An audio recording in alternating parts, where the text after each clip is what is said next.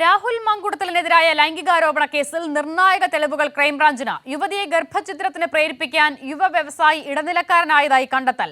അശാസ്ത്രീയ ഗർഭഛിദ്രത്തിന് യുവ വ്യവസായി മരുന്നുകൾ കൈമാറി. പത്തനംതിട്ട സ്വദേശിയായ യുവ വ്യവസായി രാഹുൽ മാങ്കൂട്ടത്തിലിന്റെ വിശ്വസ്തനെന്നും കണ്ടെത്തൽ. അതേസമയം DD സതീശനും രമേശ് ചെന്നിത്തലയ്ക്കുമെതിരെ മൊഴി നൽകിയ യുവതിയുടെ പരാതി രാഹുലിനെതിരായ കേസ് വഴിതിരിച്ചു വിടാനെന്നാണ് സൂചന. ഷീജ തയ്യാറാക്കിയ വിശദമായ റിപ്പോർട്ടിലേക്ക്. രാഹുൽ മാങ്കൂട്ടത്തിനെതിരായ ലൈംഗികാരോപണ കേസിൽ ഏതായാലും ഞെട്ടിക്കുന്ന കൂടുതൽ തെളിവുകൾ തന്നെയാണ് ഇപ്പോൾ ക്രൈംബ്രാഞ്ച് അന്വേഷണ സംഘത്തിന് ലഭിച്ചുകൊണ്ടിരിക്കുന്നത്. അതായത് ഏറ്റവും പ്രധാനപ്പെട്ട കാര്യം, രണ്ട് പെൺകുട്ടികളെയാണ് ഗർഭചിത്രത്തിന് നിർബന്ധിച്ചു രാഹുൽ എന്നുള്ള കാര്യം പുറത്തു വന്നത്. അതിൽ ഒരു കുട്ടിയെ ഫോണിലൂടെ ഇതിനായി നിർബന്ധിക്കുന്നതിൻ്റെ ഫോൺ സംഭാഷണം അടക്കം പുറത്തു വന്നിരുന്നു. ഇപ്പോൾ അതിൽ രാഹുലിന് മാത്രമല്ല, ഇത്തരത്തിൽ നിർബന്ധിത ഗർഭചിത്രത്തിന് വേണ്ടി നിർബന്ധിക്കുന്ന മറ്റൊരാൾ കൂടി ഉണ്ടായിരുന്നു എന്നുള്ളതാണ്. ഇപ്പോൾ മൂന്നാമതൊരാൾ കൂടി ഉണ്ടായിരുന്നു എന്നതിന്റെ തെളിവുകളും വിവരങ്ങളുമാണ് ഇപ്പോൾ അന്വേഷണ സംഘത്തിന് ലഭിച്ചിരിക്കുന്നത്.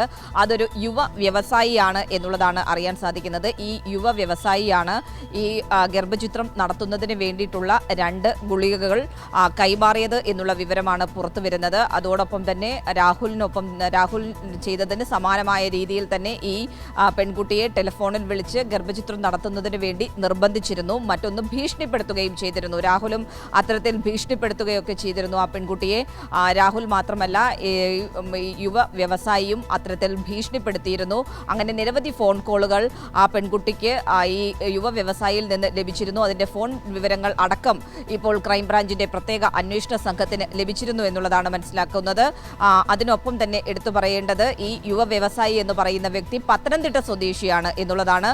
പത്തനംതിട്ട സ്വദേശി എന്ന് മാത്രമല്ല, രാഹുൽ മാങ്കൂട്ടത്തിലിന്റെ അടുത്ത സുഹൃത്തു കൂടിയാണ്, വിശ്വസ്തനായ സുഹൃത്തു കൂടിയാണ് എന്നുള്ള വിവരവും പുറത്തു വരുന്നുണ്ട്. ഏതായാലും ഇത് ശാസ്ത്രീയ തെളിവുകളുടെ അടിസ്ഥാനത്തിൽ ഈ വിഷയത്തിൽ മുന്നോട്ട് പോകുക, ഇവരുടെ ഫോൺ വിവരങ്ങൾ, ചാറ്റ് വിവരങ്ങൾ ഒക്കെ പരിശോധിച്ച് അത്തരത്തിലുള്ള വിവരങ്ങൾ ശേഖരിച്ച് മുന്നോട്ട് പോകുക എന്നുള്ളതാണ് ഇപ്പോൾ ക്രൈംബ്രാഞ്ചിന്റെ പ്രത്യേക അന്വേഷണ സംഘം തീരുമാനിച്ചിട്ടുള്ളത്. അതിനൊപ്പം എടുത്തു പറയേണ്ട മറ്റൊരു വിഷയം, കഴിഞ്ഞ ദിവസമാണ് ജീന എന്ന് പറയുന്ന ഒരു യുവതി നിലവിൽ ക്രൈംബ്രാഞ്ചിന് മൊഴി നൽകിയത്. നേരത്തെ അവർ പരാതി നൽകിയിരുന്നു. രാഹുൽ മാങ്കൂട്ടത്തിനെതിരെ ഗൂഢാലോചന നടക്കുന്നു, അതിൽ അത്തരത്തിലൊരു ഗൂഢാലോചനയ്ക്കെതിരായി ഒരു പരാതിയൊക്കെ നൽകിയിരുന്നു. ഈ പരാതിയുടെ അടിസ്ഥാനത്തിൽ അവർ മൊഴി നൽകുമ്പോൾ പ്രതിപക്ഷ നേതാവ് VD സതീശനും അതോടൊപ്പം തന്നെ രമേശ് ചെന്നിത്തലയ്ക്കുമെതിരെയൊക്കെ മൊഴി നൽകുകയും ചെയ്തിരുന്നു.